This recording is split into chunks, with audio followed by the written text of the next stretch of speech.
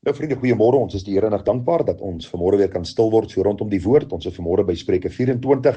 Ons gaan kyk of ons deur die eerste 7 verse kan werk. Kosbare waarhede. U sal sien dat baie van die verse is herhaling van verse wat ons al reeds hanteer het. Soos reeds vir u vermeld, gaan ons nie alles weer breedvoerig hanteer nie. U kan teruggaan na vorige gedeeltes en u sal sien daar's baie kruisverwysings in die Bybel. As u so in die Bybel blaai, sal u sien byvoorbeeld daar sal 'n V of 'n W of 'n X by 'n sekere woord staan. En dan kan jy onder na die kruisverwysings gaan en sien waar die vers ook in die boek Spreuke of ander plekke in die Bybel na vore kom, hoe die vers ook in konteks in die Bybel gebruik word. Nou hierdie boek Spreuke is 'n baie kosbare boek, 'n boek wat mense deur die eeue gelees het en nog steeds lees. En vir u reeds gesê, die man Louis Malherbe het elke dag 'n hoofstuk uit die boek Spreuke gelees, 'n hele jaar deur. Die maande wat daar nie 31 dae was nie, want was 31 hoofstukke in die boek Spreuke, het hy 2 hoofstukke gelees op daai dae, of daai maande wat nie 31 dae gehad het nie, maar dit was 'n gewoonte en 'n gebruik, omdat hy gesê het, daar was soveel waarhede, wat van toepassing was op die tyd en dag waarin homself bevind het, so ook vir u en vir my. So kom ons maak 'n plan om hierdie boek meer gereeld te lees, en ag vriende, met die verduidelikings wat volg, kan u ook beter verstaan, wat die Here vir ons wil kom leer. Nou hoofstuk 24 vers 1 sê, wees nie afgunstig op die kwaaddoener nie, en begeer nie om met hulle saam te wees nie, want hulle hart bedink verwoesting, en hulle lippe spreek moeite. Deur wysheid word huis gebou en deur verstand word dit bevestig en deur kennis word die kamers gevul met allerlei kosbare en lieflike goed. Nou hierdie verse vriende wil vir ons iets kosbaar wil kom leer. Die eerste 2 verse sê vir ons moenie afgunstig wees op die kwaaddoeners nie. Nou ons het dit alreeds hanteer in vers 17 toe ons in hoofstuk 23 vers 17 vir u gesê het, laat jou hart die sondaar nie beny nie, maar wees die hele dag in die vrees van die Here. Waarlik daar is 'n toekoms en jou hoop sal nie verydel word. Hierdie verse sê vir ons een en dieselfde ding, vriende. Moenie slegte mense beny nie. Moenie by hulle wil wees nie, want alwaaroor hulle dink is geweld en praat oor hoe om moeilikheid te maak en hoe om eintlik tweedrag te saai en hulle self te verryk uit ander mense. Daarom sê die Bybel vir ons, moenie afgunstig wees op hulle nie, want hulle het geen toekoms nie. Vir die kind van die Here is daar 'n toekoms. Begeer nie wat hulle het nie, want hierdie goed sal in elk geval vergaan. Die Here sê, ons sal niks na hierdie lewe saam met ons vat nie. Ons het niks in die wêreld ingebring nie. Ons sal niks uit die wêreld neem nie. Die Bybel sê, hierdie mense se hart bedink verwoesting en hulle lippe spreek moeite en daarom moenie met hulle saamgaan nie. Moenie hulle jou vriendekring maak nie. Wat moet jy eerder doen? Die volgende verse kom en sê vir ons, deur wysheid word huis gebou en deur verstand word dit bevestig. Deur kennis word die kamers gevul met allerlei kosbare en lieflike goed. So die Bybel sê vir ons aan die ander kant, hou jou op met verstandige mense. Wees self 'n man van verstand. Sorg dat jy deel van 'n gemeente is waar verstandige mense saamkom om God se woord te hoor. Waar mense getrou is in hulle werk, getrou is in hulle leefwyse wat ooreenkomstig die woord van die Here geleef word. Ek lees vir een van die vertalings wat sê, daar is verstand nodig om 'n huis te bou, insig om sy fondamente te lê, kennis om sy kamers te vul met allerlei kosbare, mooi goed. En wanneer jy met hierdie mense val, leer jy ook wat die normale gang van die lewe is. Die normale gang van die lewe, vriende, is nie eet, drink en wees vrolik en maak wat jy wil en doen wat jy wil en gaan waar jy wil en meng met wie jy wil nie.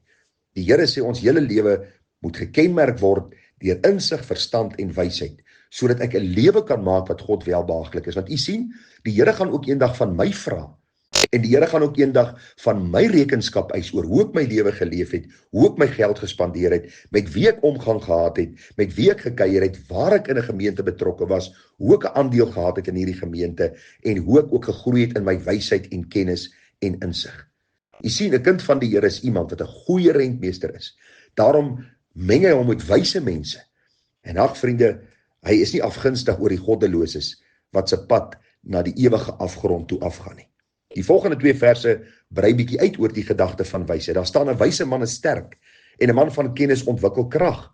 Want deur goeie oorleg kan jy voorspoedig oorlog voer en die oorwinning is deur die menigte van raadgewers. Wat hierdie verse vir ons eenvoudig sê, 'n wyse mens is nie 'n mens wat dink hy weet alles nie. Hy is nie afgunstig op die kwaaddoeners nie. Hy begeer nie wat hulle het nie, want hy weet hulle ondergang is naby. Hy beny hulle nie, hy is nie jaloers op hulle nie. Aan die ander kant, hy's 'n man met wysheid en insig. Hy meng met wyse en verstandige mense. Hy's deel van wyse en verstandige mense. Deur dit bou hy sy huis, bou hy ook sy lewe. Word sy lewe ook versier met al hierdie mooi dinge wat God vir ons op aarde beloof het, binne die raamwerk wat hy vir ons bestel het. En dan is hy iemand wat raadgewers het, Wat gaan praat met ander wanneer hy miskien 'n kwessie het wat hy oorsukkel of mee sukkel? Wanneer hy miskien iets wil aanpak, dan soek hy mense wat wysheid het en hy vra vir hulle, gee my 'n bietjie raad. Dis die gedagte wat ek mee stoei en dit is die pad wat ek aan wil beweeg. Wat sê julle? Wat sê die woord van die Here daaroor? Dis iemand wat graag van ander raad afvra en dan ook hierdie raad toepas in hulle lewe. En die Bybel sê, so 'n man sal gewoonlik suksesvol wees. Die oomblik wanneer jy dink jy is alleenreg, die oomblik wanneer jy dink jy het niemand anders te nodig nie, dis daardie oomblik wat jy besig is om te struikel en jou val is dan baie naby. En dan sê vers 7 vir ons, die wysheid is vir die sotte hoog, en die poort maak hy sy mond nie oop nie. Ek lees vir u 'n ander vertaling staan daar, wysheid is bo 'n dwaase begrip. Hy kan dit nie waag om sy mond oop te maak nie, waar leiers beraadslag nie. Hierdie vers gaan eenvoudig daaroor, vriende, wanneer jy iemand is wat bekend staan as een wat wys is, iemand wat met wysheid praat, iemand wat deurgaans jou wysheid vergroot en akkumuleer en meer wysheid verkry. Die oomblik wanneer jy praat, moet die dwaase stil bly. Want ander hoor onmiddellik, jy praat uit hierdie diep put van wysheid waar jy uitskep. Hierdie diep fontein van wysheid waar jy uitskep. Jy praat, hulle hoor, hulle verstaan, hulle sien die rigting wat jy aanwys en hulle is gretig om in te val en te doen.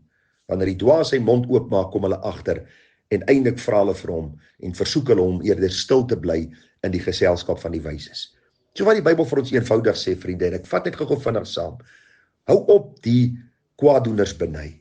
Vriende, die einde van hierdie kwaaddoeners se pad is vernietiging. Se pad van oordeel. Se pad waar God eendag van hulle rekenskap gaan eis. Daarom hou op afgunstig wees en sê eerder, Here, gee my wysheid. Wysheid om my eie huis te bou. Wysheid om my eie lewe in orde te kry. Wysheid om te lewe tot eer en verheerliking van U naam. Wysheid om my vrou en my kinders te begelei. Om my huishouding te begelei in die rigting van geregtigheid. Here, en wanneer ek vashak, help my om nie eie wys te wees nie, maar raad te vra by mense. Raadgewers te hê wat vir my wyse raad sal gee vanuit U woord. Mense wat lief is vir U. En help my om dan ook in te val en groot genoeg te wees om te sê, ek het gehoor en ek gaan luister en ek gaan dit doen. En ag, ek dank die Here vir die goeie raad wat ek al ontvang het van mense. Goeie raad wat mense my gegee het om 'n regte pad in te slaan. En ek dank die Here vir die goeie raad wat ek alweer vir mense kon gee. En mag ons mense wees wat leergierig is en mense wat altyd sê, Here, leer my en gebruik ook ander mense om my te leer. Maar bo alles laat U woord my leermeester wees deur die werking van U Heilige Gees, sodat ek my huis kan bou op die rots Jesus en eendag die mooiste by U kan ontvang. Vriende, u moet 'n mooi dag verder hê.